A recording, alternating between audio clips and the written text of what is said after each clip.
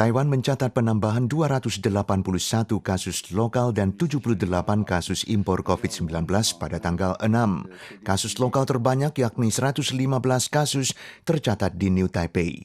CICC juga mengumumkan prokes baru, mengizinkan pasien yang hidup bersama untuk menjalani karantina rumah bersama kalau terinfeksi secara lokal dan bukan kasus impor. Sementara itu, pemerintah Kota Keelung tanggal 5 meluncurkan program screening untuk melacak potensi sumber penularan. Hari pertama, 4 warga terdeteksi positif, termasuk seorang pegawai Pemkot. Jumlah kasus positif pada liburan panjang Chengbing mendobrak 100 per hari. Pakar mengingatkan saat kluster penularan dengan sumber tak diketahui terus bertambah, cakupan vaksinasi warga lansia harus ditingkatkan lagi untuk mengelak terjadinya kondisi seperti di Hong Kong dan Jepang. 老人的那个疫苗接种率比较低，而且有没有很多老人的安养机构呢？万一发生群聚的时候，可能马上就会改变我们这个所谓的轻症比例。 可能重症比例就会急速上升。 Pakar menerangkan pembukaan perbatasan negara pasti akan meningkatkan jumlah terinfeksi sebagaimana halnya banyak negara lain. Kondisi penularan skala besar mungkin berlanjut hingga akhir tahun. Warga tetap harus rajin cuci tangan dan mengenakan masker. Vaksinasi dosis booster untuk kaum remaja juga diusulkan.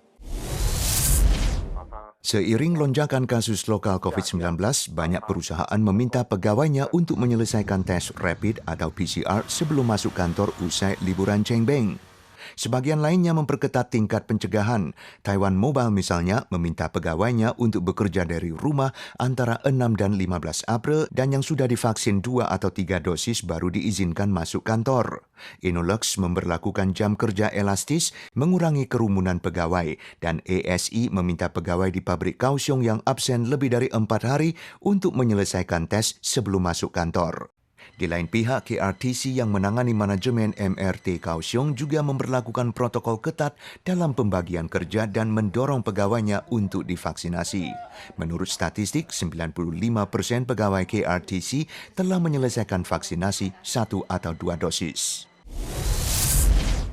Cuaca semakin panas, permintaan susu segar meningkat, tapi pengusaha tampaknya sudah tidak bisa menahan kenaikan harga bahan baku.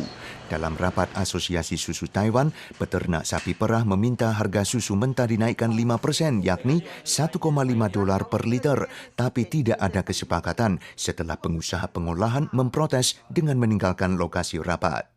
Harga susu mentah yang berkisar dari $30 sampai $32 per liter tidak pernah direvisi dalam 10 tahun terakhir.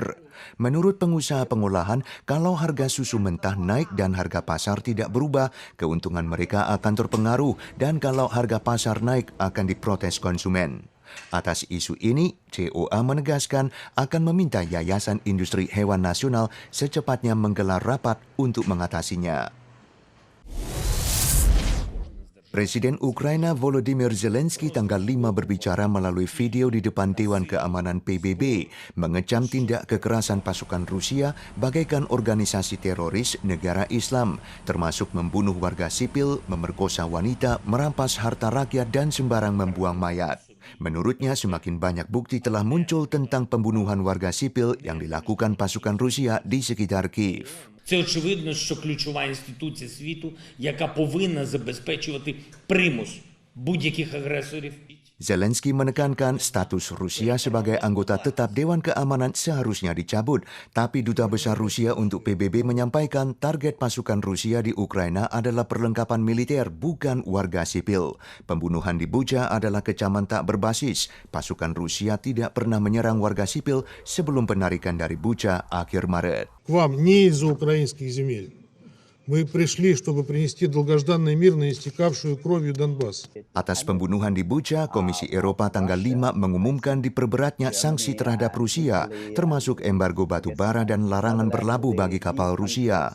Presiden Rusia Vladimir Putin sementara itu mengumumkan pada hari yang sama, Moskow akan memperketat pemantauan terhadap ekspor makanan ke negara yang dianggap musuh.